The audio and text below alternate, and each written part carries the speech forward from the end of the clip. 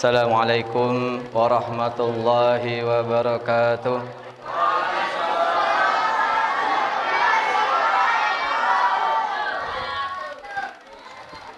Yang jawab salam cuma anak-anak. Ibu-ibunya tidak kedengaran, bapak-bapaknya tidak kedengaran juga. Maluku nih kah? Maluku mana nih? Bu? Ya, jawab salam Bu ya. Yang jawab salam saya doakan rezekinya semakin lancar. Ya, keluarganya sakinah mawaddah warahmah. Anaknya soleh soleha. Yang tidak jawab salam saya doakan suaminya kawin lagi. Nah, jawab salam saya. Ya. Jadi hati-hati. Yang jawab salam, yang tidak wajib jawab salam itu ada 4. Yang pertama tomataru. Kalau ada orang tuli tidak wajib jawab salam. Ya. Jadi tadi ibu mataru apa enggak? Yang kedua yang tidak wajib jawab salam orang bisu, PP nasangogi. Ya. Ya. Orang bisu, tuli, ya. Yang ketiga orang gila. Tidak wajib orang gila jawab salam. Yang keempat anak baru lahir, anak kecil. Jadi yang tidak jawab salam saya nomor berapa Bu? Mataru, PP, Sibawa. Ya. Ibu jawab sendiri ya. Itu tidak wajib jawab. Kenapa? Dia uzur. Ada ketidakmampuan pada dirinya. Tapi ada juga salam yang jangan kita tunggu jawabannya. Kalau kita lewat kuburan, memberi salam kita assalamualaikum ya ahlul kubur, jangan ditunggu jawabannya. Ya. Apa sampai mati kita tidak ada yang jawab itu. Tidak kita dengar jawabannya. Apa mati ini? Ya. Jadi wajib menjawab salam ketika ada orang memberi salam. Ya. Kita ulangin Bu ya. Ini kalau ngulang salam sampai sore nanti. Ya, harus wajib jawab salam. Haji Sulam jualan batik. Ibu-ibu yang jawab salam saya semoga semakin cantik. Yang tidak jawab amin berarti tidak cantik. Bapak-bapaknya, Haji Sulam jualan sekoteng. Bapak-bapak yang jawab salam saya semoga semakin ganteng. Banyak juga yang tidak ngaminkan. Kenapa? Bilang saya matoa nih. Ya. Bismillahirrahmanirrahim. Assalamualaikum warahmatullahi wabarakatuh.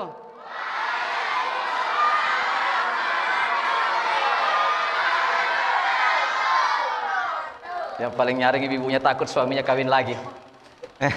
Bismillah, alhamdulillah, wa syukurillah, wal khairu wa syarru bimasyiatillah. Wassalatu wassalamu ala toha rasulillah wa ala yasin habibillah sayyidina wa maulana Muhammad bin Abdillah wa ala alihi wa sahbihi wa mawala wa la hawla wa la quwata illa billah.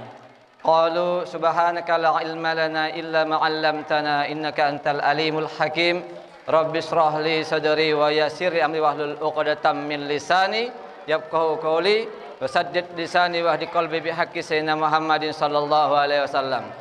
Faqala ta'ala innallaha wa malaikatahu yusholluna 'alan nabi ya ayyuhalladzina amanu shallu 'alaihi wa sallimu taslima.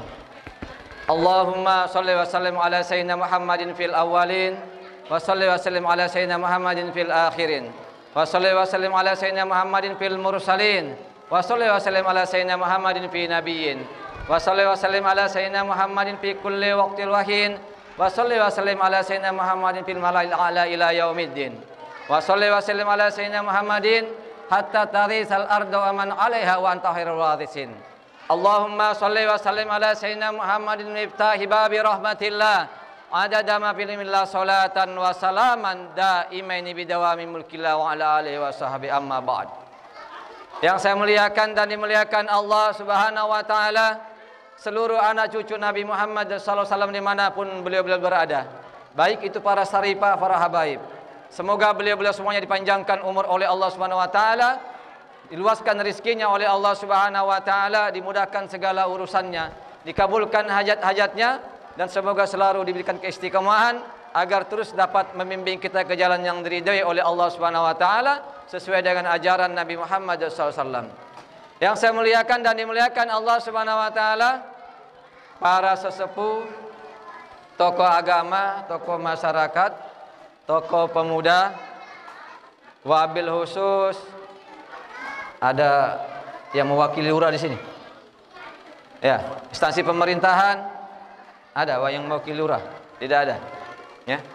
Wabil khusus pengurus Masjid At-Taqwa Muaratunan, Bapak Haji Barudin, ya. Semoga beliau sekeluarga dipanjangkan umur oleh Allah Subhanahu wa taala dalam keadaan sehat walafiat, dalam taat kepada Allah dan menjalankan sunnah-sunnah Nabi Muhammad SAW.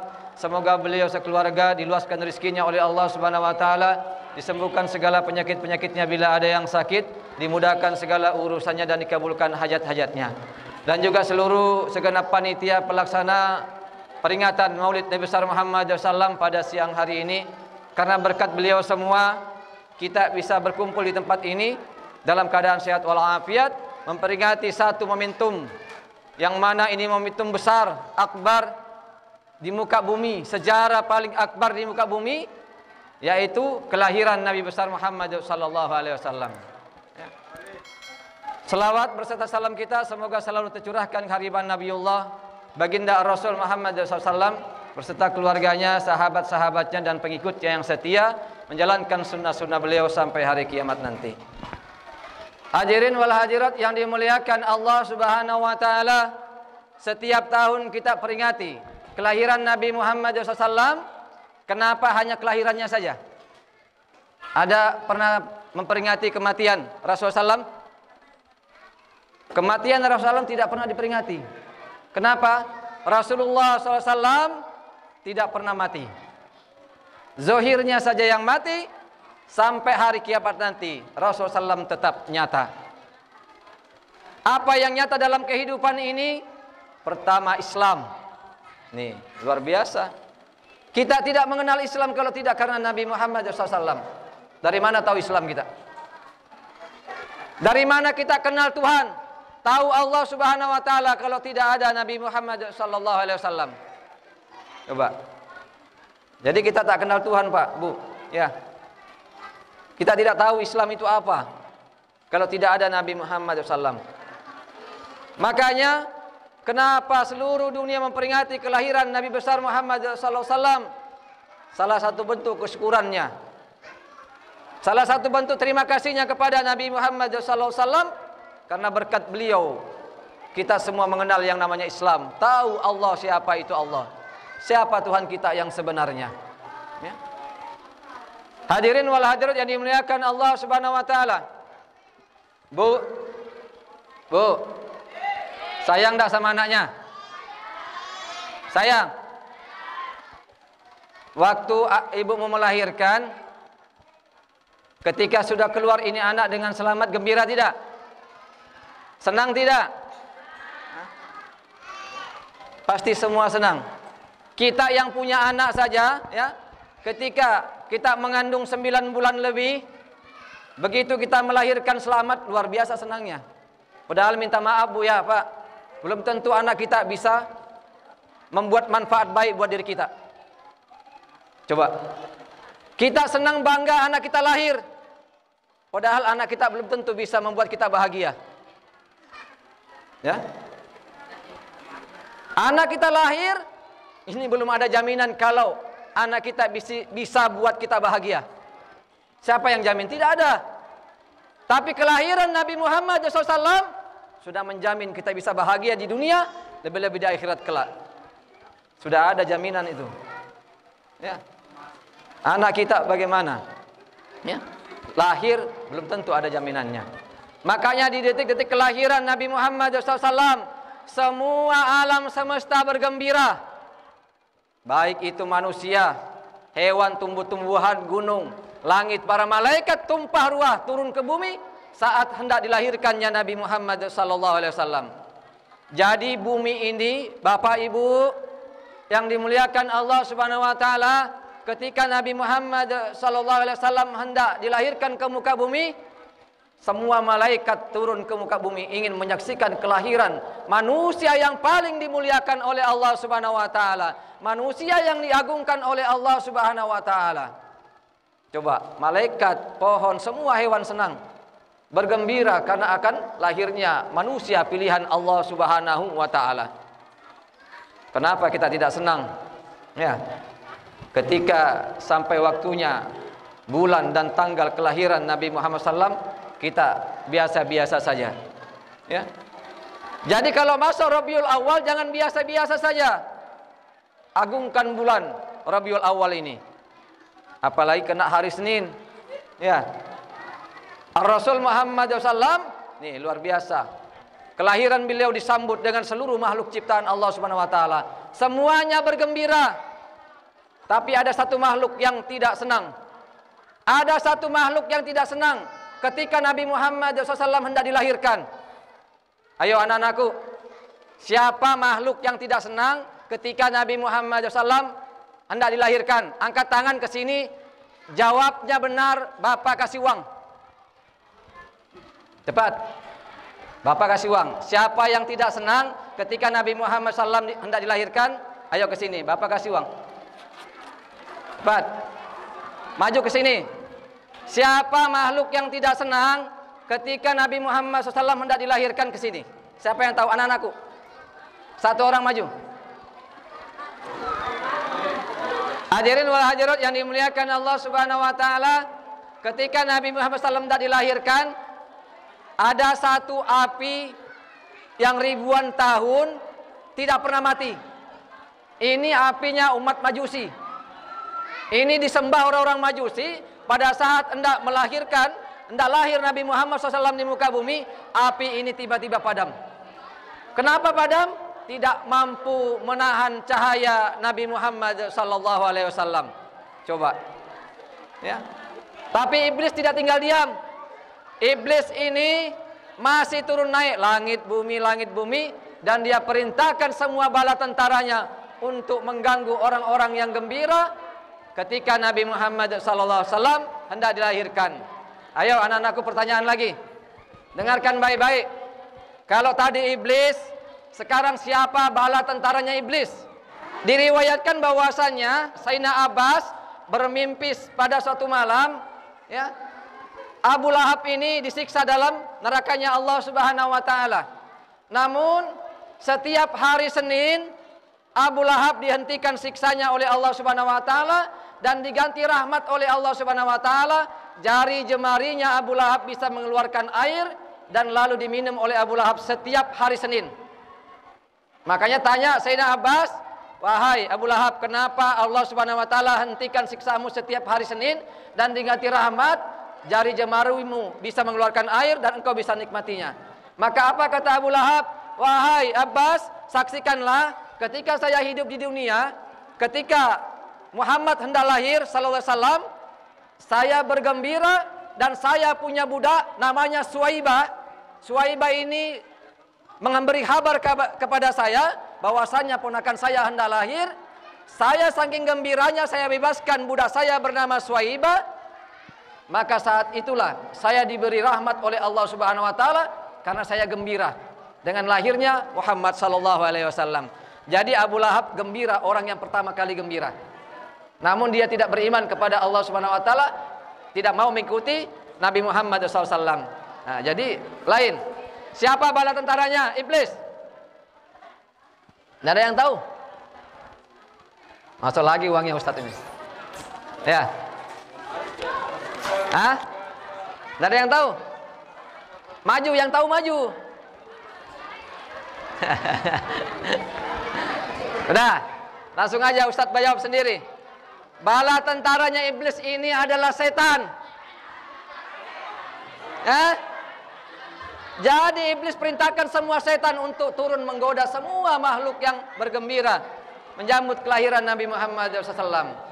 Jadi iblis ini luar biasa rajanya, punya pasukan tentaranya yang itu namanya setan. Ya. Kenapa kelahiran Nabi Muhammad SAW begitu mulia? Karena luar biasa.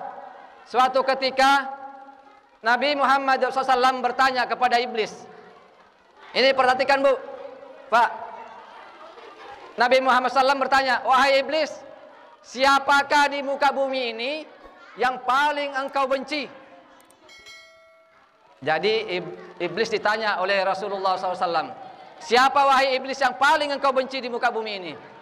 Apa kata iblis? Ya Muhammad, yang paling saya benci anta ya Muhammad, engkau wahai Muhammad SAW. Coba iblis ngaku yang paling dia benci, yang tidak dia sukai nomor satu adalah Rasulullah SAW. Ya, kenapa bisa Nabi Muhammad SAW selalu dan paling dibenci iblis? Yang pertama karena Nabi Muhammad SAW semua umatnya beragama Islam, bertauhid kepada Allah Subhanahu wa taala. Yang kedua, kenapa Nabi Muhammad SAW paling dibenci oleh iblis? Karena Nabi Muhammad SAW bisa memberi syafaat di akhirat. Coba, paling dibenci ini oleh iblis ini Nabi Muhammad SAW. Nabi Muhammad SAW bertanya lagi, wahai iblis, siapa yang paling kau benci lagi setelahku? Apa jawab iblis? Ketahuilah wahai Muhammad SAW, yang paling saya benci lagi adalah pemimpin yang adil. Ada pemimpin di sini? Pak Lurah, ya. Ada Pak RT saja, ya. Saya yakin Pak RT adil. Jadi kalau Pak RT adil, musuhnya iblis. Ya, kalau adil Pak RT, musuhnya iblis. Kalau tidak adil, jadi temannya. Ya.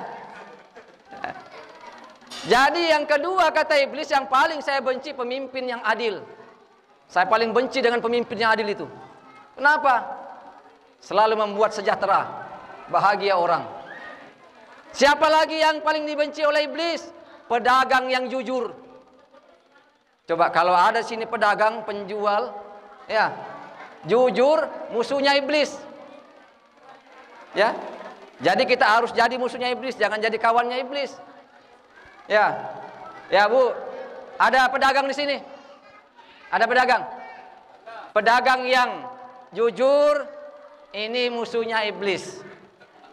Paling dimusuh, paling dibenci sama iblis kalau ada jujur pedagang itu. Iya. Paling benci dia. Kalau jual kita gula, Bu, sekilo kurang 1 on, jangan kita tulis, jangan kita bilang 1 kilo, jangan. 9 on. Ya. Kalau timbangannya 9 on, tulis 9 on saja. Jangan dibilang 1 kilo. Ya. Jangan kayak model papan sekarang, kayu. Beli kayu berapa, ukuran berapa? 10-10. Yang datang berapa? 88. Ya. Bingung juga kita. Beli kayu 10-10, ukurannya yang datang 88. Kayu 57, yang datang 64. Ya. Pedagang hati-hati. Kalau mau jadi temannya iblis, berlaku curang, temannya iblis itu. Tapi kalau mau jadi musuhnya iblis, jujur kita kalau berdagang. Terus siapa lagi? Musuhnya iblis ditanya oleh Rasulullah SAW, ya Muhammad, ketahuilah musuhku selanjutnya adalah, nih perhatikan, ya, perhatikan, orang yang selalu memberi nasihat yang baik. Kalau ada orang memberi nasihat yang baik, ini musuhnya iblis. Tapi kalau ada diberi nasihat dia tidak senang, temannya iblis ini. Kalau ada nasihat yang baik, dia tidak senang, temannya iblis. Siapa lagi musuhnya iblis? Suami yang baik terhadap istri dan anak-anaknya. Jadi kalau ada suami tidak baik, temannya iblis. Ya. Suami yang memuliakan istrinya, temannya, ini musuhnya iblis. Jadi kalau ada suami memuliakan istri, ini musuhnya iblis ini. Paling tidak senang iblis kalau ada suami memuliakan istrinya. Wah, jengkelnya iblis ini. Dia sebar semua bala tentaranya, setan-setan ini. Ayo kau goda itu suami-suami itu, yang dia baik sama istrinya. Dibisikkan sudah suaminya agar dia tidak baik sama istrinya, ya, tidak adil sama istrinya. Dia bisikkan semua. Kemudian istri yang tidak patuh sama suaminya. Istri yang patuh sama suaminya ini musuhnya iblis. Jadi kalau ada istri patuh sama suaminya, ini musuhnya iblis. Tidak senang iblis kalau lihat perempuan, seorang istri patuh sama suaminya, paling tidak senang dia.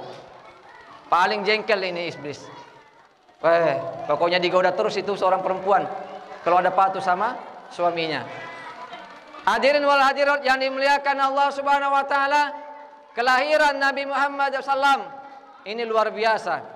Tidak ada kelahiran di muka bumi ini yang paling akbar, paling agung selain kelahiran Nabi Muhammad SAW.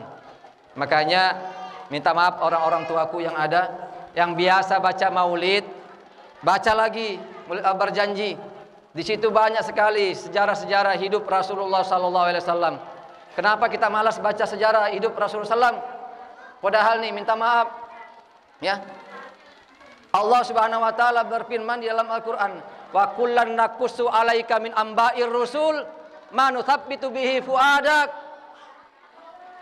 Apa kata Allah Subhanahu wa taala? Ya.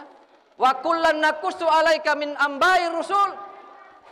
Dan telah kami ceritakan kisah-kisah para rasul kepadamu wahai Muhammad, agar dengan kisah-kisah tersebut dapat meneguhkan hatimu.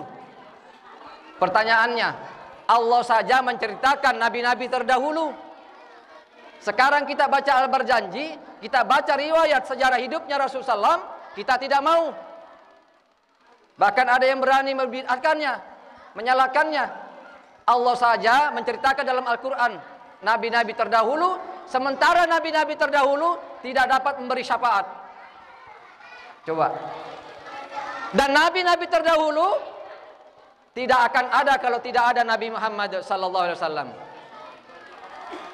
Yang paling tua umurnya Nabi Adam alaihissalam, paling panjang, paling tinggi juga orangnya. Tapi kalau tidak karena Nabi Muhammad SAW, tidak ada diciptakan oleh Allah Subhanahu wa taala. Ya. Tidak ada. Jadi awal pertama yang diciptakan Allah Subhanahu wa taala adalah nur Nabi Muhammad sallallahu alaihi wasallam.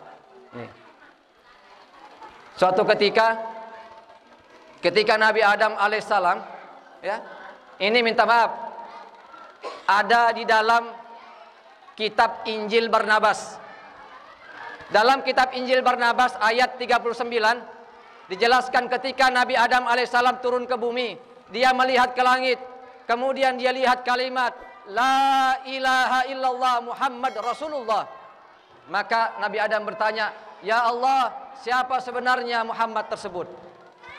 Maka apa kata Allah Subhanahu wa taala? "Wahai Adam, dialah anak cucumu yang melewati beberapa masa, suatu masa dia nabi terakhir, dia rasul terakhir, penutup para nabi, dan akan menjadi rahmat bagi seluruh alam, dan takkan kuciptakan 60.000 tahun sebelum alam semesta kuciptakan, nurnya sudah kuciptakan," kata Allah Subhanahu wa taala. Coba. Dirimu pun belum ada, Muhammad sudah ada, kata Allah Subhanahu wa taala.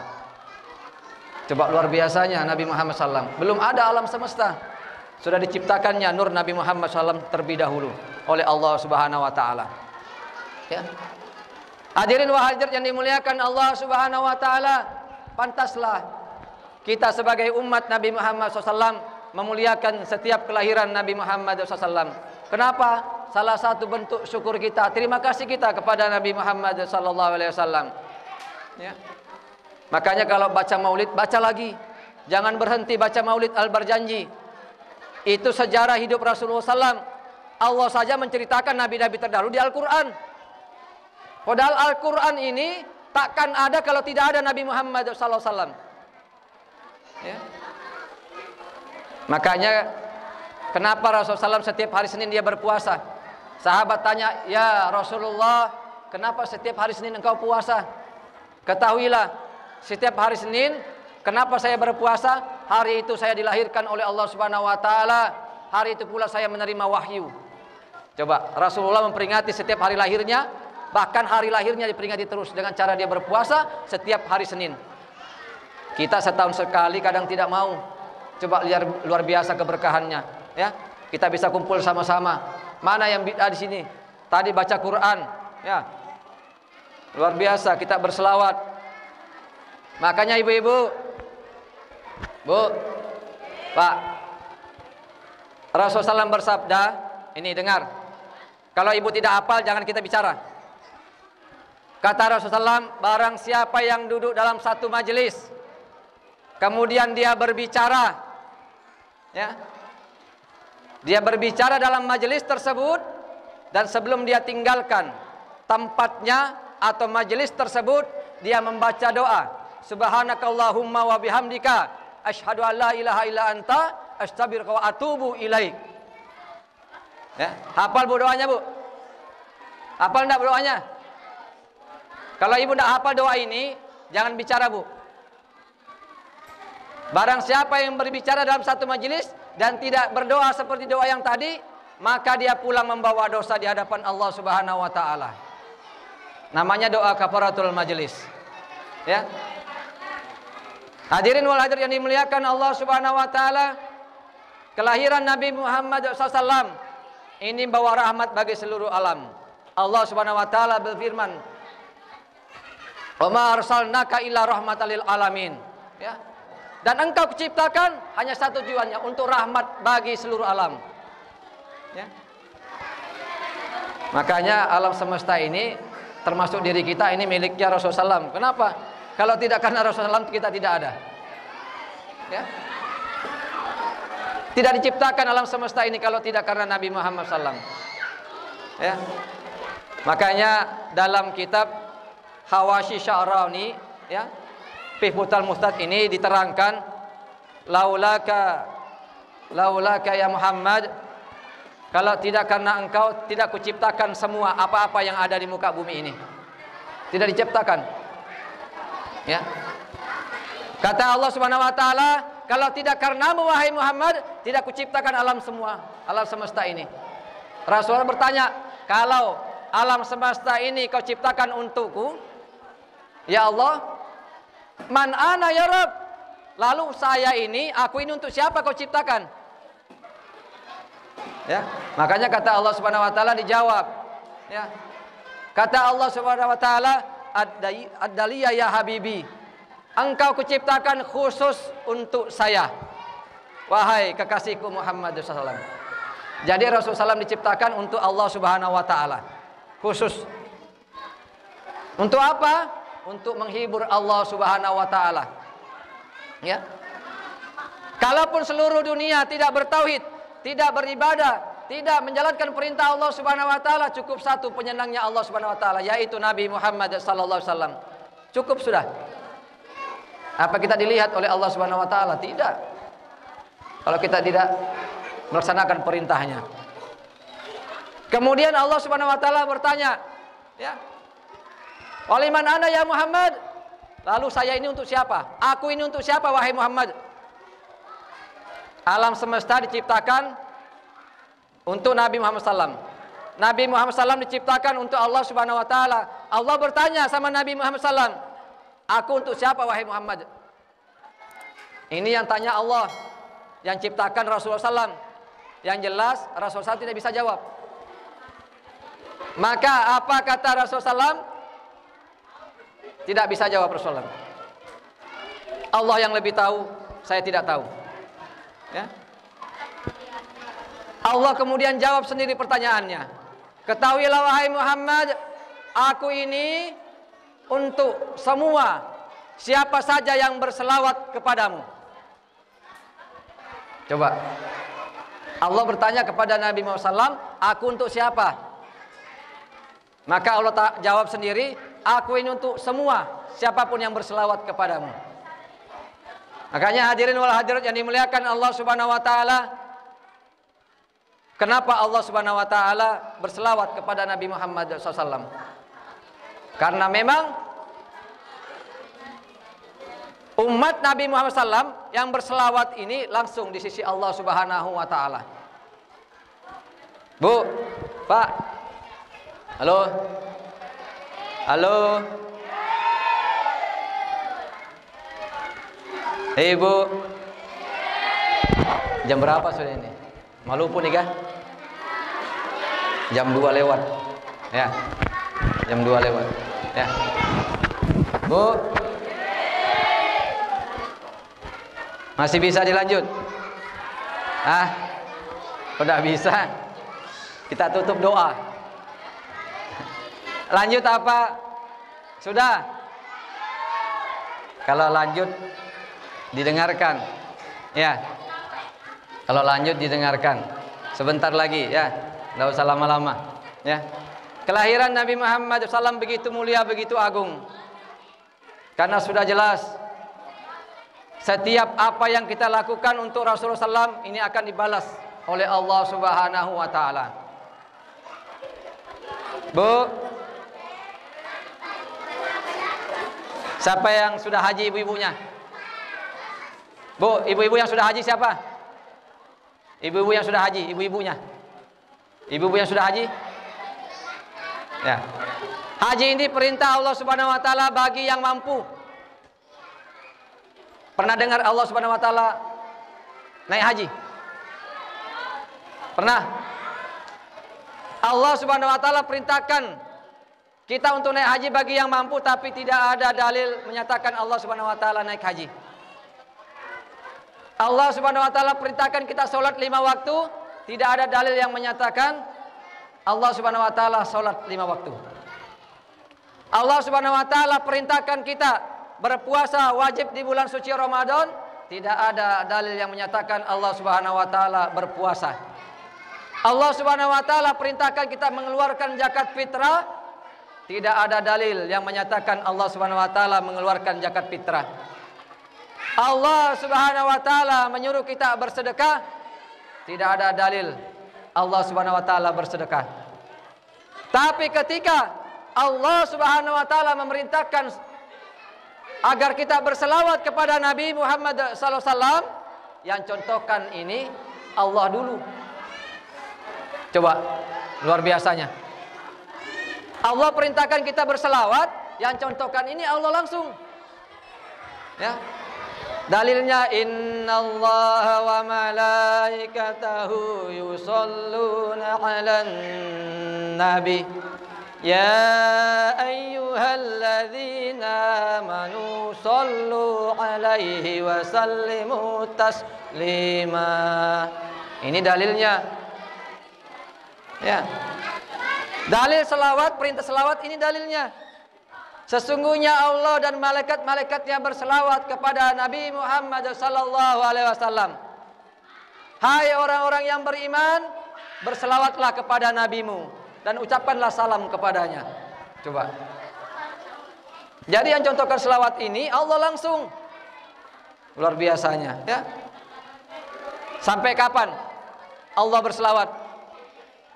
Ya. Jadi kalau ada yang tanya apa yang dikerjain Allah Subhanahu wa taala, jawabnya cuma satu. Apa yang dikerjakan Allah Subhanahu wa taala saat ini? Satu saja jawabannya. Berselawat kepada Nabi Muhammad sallallahu alaihi wasallam. Dalilnya mana? Innallaha wa malaikatahu. Malaikat apa pekerjaannya? Berselawat kepada Nabi Muhammad sallallahu alaihi wasallam. Sampai kapan?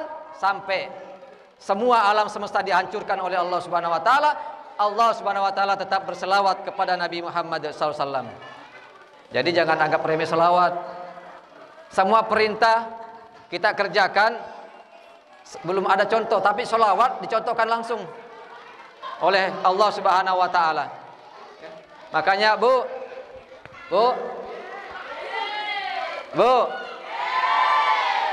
mau masuk surga Bu?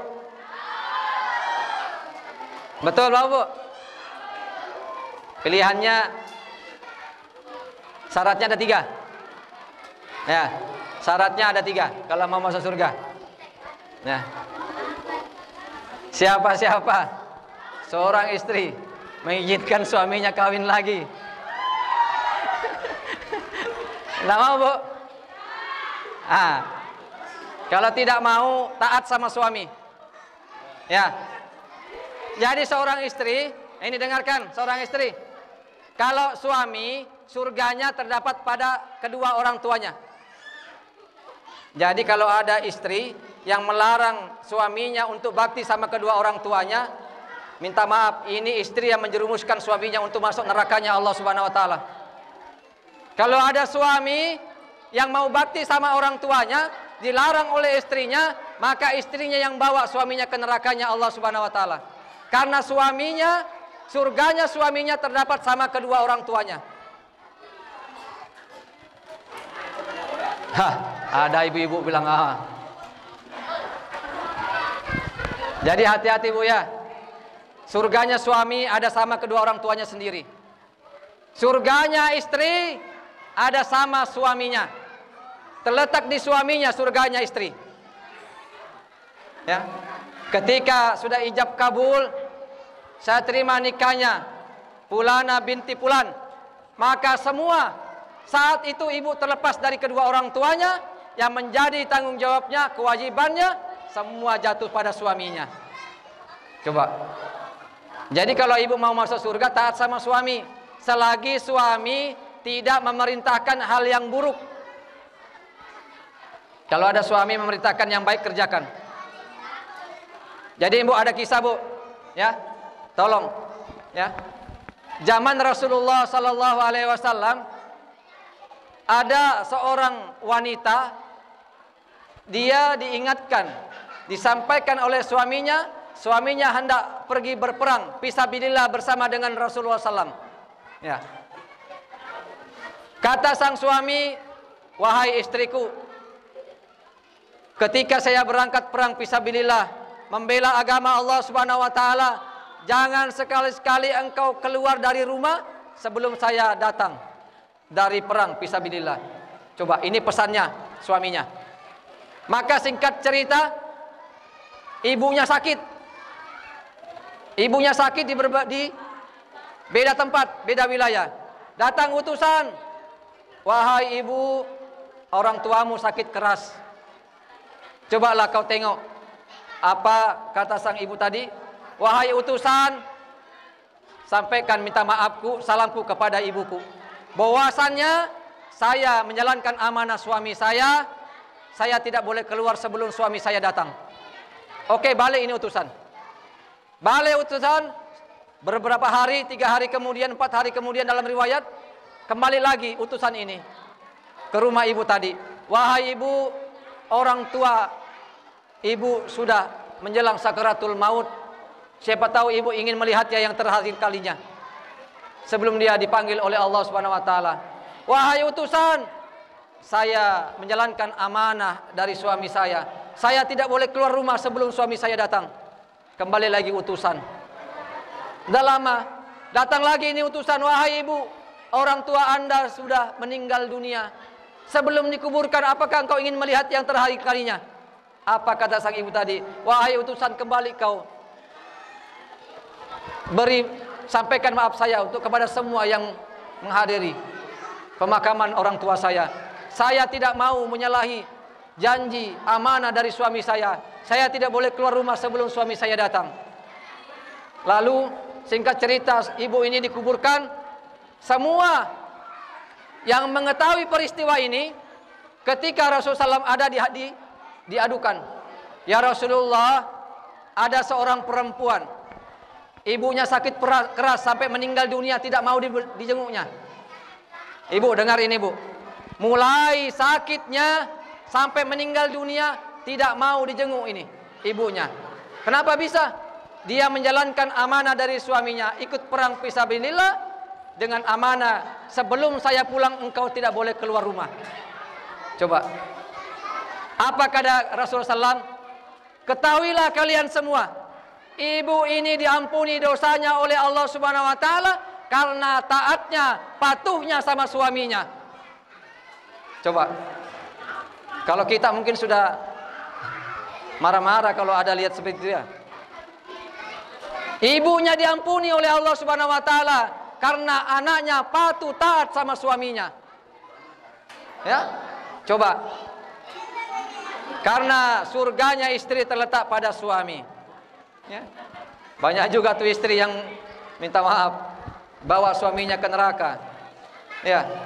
Kadang kalau suaminya dapat gaji, mau dia kasih orang tuanya marah-marah. Mama lagi dikasih di sana. Ya. Padahal surganya suaminya ada sama orang tuanya. Ya. Hati-hati Bu. Ya. Bawa juga suami bersama-sama ke surganya Allah Subhanahu wa taala. Kalau kita taat sama suami, ya, suami taat sama orang tuanya, sama-sama kita ke surganya Allah Subhanahu wa taala, suami istri. Ya. Hadirin wal hadirat yang dimuliakan Allah Subhanahu wa taala, hati-hati Bu ya. Kalau mau dapat surga, baunya surga pun kita dapatkan taat sama suami. Ya. Taat kita sama suami kita. Orang tua juga begitu, yang laki-laki sebagai bapak taat sama orang tuanya. Ya. Jangan kita abaikan. Hadirin wal hadirat yang dimuliakan Allah Subhanahu wa taala, peringatan Maulid Nabi besar Muhammad SAW jangan pernah kita lupakan, karena banyak sekali sejarah di dalamnya yang membuat kita tidak bisa berpikir bahwasannya kenapa bisa begini, kenapa bisa begitu. Luar biasanya Rasulullah SAW bisa seluruh dunia mengenal Islam, mengenal Allah Subhanahu wa taala. Ini luar biasanya Nabi Muhammad sallallahu alaihi wasallam. Hadirin wal hadirat yang dimuliakan Allah Subhanahu wa taala. Yang terakhir, ya, sebelum kita ambil sejarah terakhir, sebelum kita ambil kesimpulan, ada satu yang menjadi PR kita dan harus kita teladani dan harus kita jalankan di kehidupan kita sehari-hari. Apa itu? Ibu punya anak, Bu? Ibu punya ibu masih? Masih punya orang tua? Sudah bakti sama orang tua? Ayo. Kok diam? Ibu punya anak? Punya anak apa enggak? Punya orang tua? Tadi bilang ada, sekarang enggak. Ditanya, sudah bakti sama orang tua? Sedikit sekali yang jawab. Ya. Ini yang terakhir. Ya. Hikmah Maulid tahun ini, jangan pernah sia-siakan orang tua kita yang masih hidup. Bakti sama orang tua, baik masih hidup ataupun sudah meninggal dunia. Ya. Bu, saya kasih kisah mau, Bu. Ya, Bu. Kasih kisah, Bu ya. Ibu kalau marah sama anak, hati-hati, Bu. Karena seorang ibu ini dijabah doanya oleh Allah Subhanahu wa taala. Ya. Dijabah oleh Allah Subhanahu wa taala. Ya. Ada satu kisah seorang ulama besar namanya Jurais. Jurais ini rajin ibadah kepada Allah Subhanahu wa taala. Siang malam ibadah, wajib sunnah dikerjakannya. Suatu ketika ibunya datang. Dia panggil di tempat ibadahnya, Jurais. Jurais ini bingung. Dia pilih Allah Subhanahu wa taala atau panggilan ibunya. Padahal dia melaksanakan sholat sunnah, bukan sholat wajib. Bimbang Jurais, tidak dijawab. Panggil yang kedua lagi, Jurais, masih tidak dijawab. Sampai 3 kali ibunya memanggil, wahai Jurais, masih tidak dijawab panggilan ibunya. Akhirnya ibunya berdoa, ya Allah, jangan kau matikan anakku Jurais sebelum dia dipermalukan dengan wanita tunasusila atau kupu-kupu malam. Coba, singkat cerita, ada perempuan hamil metampu ibu, dek gagal lakenna. Hamil ini perempuan, tahu seluruh masyarakat. Lalu ditanya, wahai perempuan, siapa yang menghamilimu? Ini wanita malam, wanita tunasusila. Dia hamil, masyarakat tahu, belum nikah, tapi sudah hamil. Ditanya, siapa yang menghamilimu? Apa jawab perempuan ini? Yang menghamiliku adalah Jurais. Padahal Jurais tidak pernah menghamilinya. Lalu Jurais tempat ibadahnya dihancurkan oleh masyarakat. Rata dengan tanah dihancurkan. Dan Jurais ketika hendak digantung, hendak dipancung berkata, wahai tuan-tuan semuanya, jangan kau gantung saya. Tunggu anak ini lahir, baru kita tanya siapa bapaknya. Coba. Singkat cerita, anak ini lahir ke muka bumi. Jurais datang, disaksikan seluruh masyarakat yang ada. Pusarnya, pusatna, dipicik oleh Jurais. Lalu ditanya, wahai anak yang baru lahir, siapa bapakmu? Anak ini dengan izin Allah Subhanahu wa taala langsung berbicara, bapakku sang pengembala domba. Coba. Jadi di muka bumi ini ada anak yang baru lahir langsung berbicara. Pertama, ini anak yang dipencet pusarnya oleh Jurais. Yang kedua Nabi Isa bin Maryam. Yang ketiga Rasulullah SAW ketika lahir sudah berbicara. Nih, ada anak kita lahir langsung bicara? Ada? Lahir langsung bicara? Ada anak kita? Kalau ada luar biasa. Lalu masyarakat tahu kalau yang menghamili ini wanita malam bukan Jurais, maka dia minta maaf, dibangunkan lagi tempat ibadahnya, bahkan dijanji akan dibangun dengan emas. Jurais tidak mau, bangun seperti semula saja. Saya hanya membenarkan, meyakinkan bahwasanya doa ibu pasti dikabulkan oleh Allah Subhanahu wa taala. Jangankan yang baik, yang buruk pun dikabulkan oleh Allah Subhanahu wa taala. Bu, Ibu, hati-hati kita kalau marah sama anak ya. Jangan kita bilang binatang kah yang lain-lain yang tidak baik. Kenapa doa kita? Ya. Jadi jangan salah minta maaf. Jangan salah kalau ada anak kita tidak nurut sekarang. Kenapa? Karena ibu selalu doa yang tidak baik sama anaknya kita. Coba kalau marah langsung doa saja. Kalau kita jengkel sama anak, doa semoga jadi hafiz Quran. Bisa? Bisa bu? Marah sama anak langsung doa semoga jadi hafiz Quran, semoga jadi imam besar. Bisa bu? Iya bisa. Bisa? Tidak bisa bilang ibu. Susah kalau tidak yang lain-lain yang tidak enak didengar. Itu doa kita bu. Padahal satu-satunya harapan kita anak-anak kita nanti yang mendoakan kita kalau kita sudah tidak ada. Kemudian ya, satu kisah. Ini kisah nyata. Tolong disimak bu ya. Kita semua yang di bawah Pak ya. Ini kita harus teladani Rasulullah SAW. Karena ini momennya Maulid Nabi besar Muhammad SAW. Kisah ini ada seorang anak dipelihara dari kecil, disekolahkan sampai sarjana, sampai eselon. Ya. Suatu ketika ibunya nelpon. Nih, Bu, dengar Bu. Ibunya nelpon, "Wahai anakku, sudah 1 bulan engkau tidak pernah mengunjungi aku. Sudah 1 bulan engkau tidak datang ke rumah menemui ibu. Nih, apakah engkau sibuk wahai anakku?" "Iya bu, saya sibuk." Oke. Seminggu kemudian ibunya nelpon lagi, "Wahai anakku, sudah seminggu kau tidak datang. Kau telepon pun tidak datang ke rumah sudah 1 minggu. Saya dengar kabar engkau baru beli mobil baru." Ya coba, 1 minggu ibunya telepon lagi. Kata ibunya, "Saya dengar engkau baru beli mobil baru. Alhamdulillah anakku, engkau dapat menyenangkan anak dan istrimu."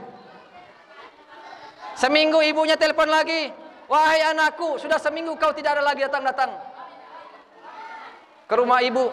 Saya dengar kabar engkau baru beli rumah baru." Ya. Coba renungin ibu ya. Seminggu lagi ibunya telepon. Dia dapat kabar bahwasannya saya dapat kabar engkau baru beli rumah baru. Alhamdulillah wahai anakku, engkau dapat membahagiakan keluargamu, istri dan anak-anakmu. Kemudian seminggu kemudian telepon lagi ibunya. "Wahai anakku, sudah seminggu kau tidak kunjung pula ke rumah ibu. Apa gerangan yang terjadi? Kemarin saya ke pasar, saya bertemu dengan kawanmu, dia banyak cerita tentangmu, dan engkau baru beli anjing, anak anjing sebesar 40 juta dari Belanda."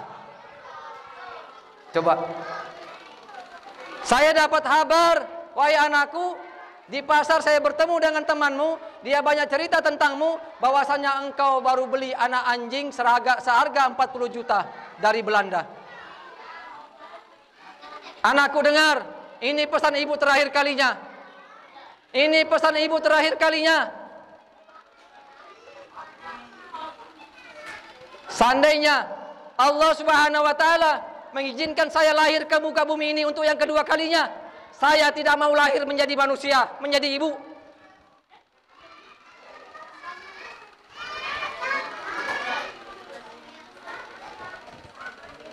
Saya mau lahir jadi anjing. Biar di depan rumahmu saya bisa melihat engkau terus. Coba.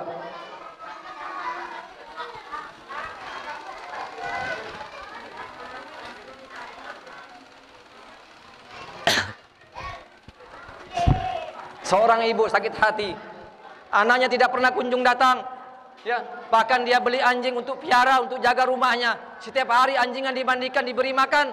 Ibunya berkata, wahai anakku, ini pesan terakhir saya. Kalau Allah memberi kesempatan saya hidup yang kedua kalinya, saya tidak mau hidup lahir jadi manusia, jadi seorang ibu. Saya mau lahir jadi anjing, agar setiap hari saya bisa melihatmu di pintu rumahmu. Coba. Ya.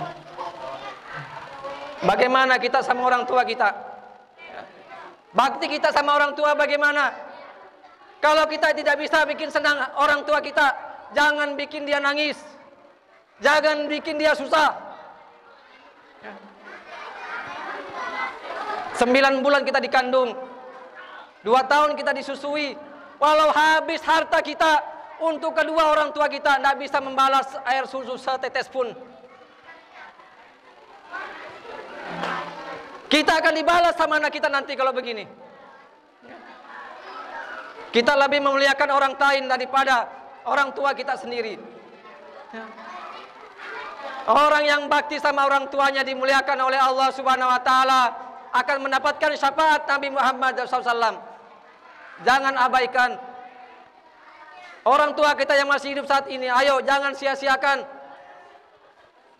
Jangan biarkan sengsara orang tua kita. Apa yang dia ingini berikan. Kita tidak hidup 2 kali. Jangan sampai kita menyesal. Jangan sampai akhir hayat kita tidak bisa mengucapkan 2 kalimat syahadat karena punya salah sama orang tua kita. Hati-hati. Rasulullah SAW tidak mau memberi syafaat apabila ada anak yang kurang ajar, yang berdosa sama kedua orang tuanya, tidak akan diberi syafaat. Tidak mau Rasulullah SAW beri syafaat. Padahal kita di akhirat cuma satu yang kita harapkan, syafaat Nabi Muhammad SAW. Ketika dikumpulkan di padang mahsyar, semua umat-umat Nabi berdatangan. Semua menemui nabinya, wahai Adam, Nabi Adam beri kami syafaat, Nabi Nuh beri kami syafaat, Nabi Isa beri kami syafaat. Semua nabi tidak bisa memberi syafaat, tapi Nabi Muhammad SAW sajalah yang bisa memberi syafaat. Hadirin wal hadirat yang dimuliakan Allah Subhanahu wa taala. Di akhir